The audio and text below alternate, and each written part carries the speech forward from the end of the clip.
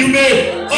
Mtu wa Mungu, Yoshua akaambiwa kwamba hakuna mtu yoyote atakayesimama kinyume na wewe, ni kwa maana wewe ni shujaa, wewe ni hodari, wewe ni mweza. Mtu wa Mungu,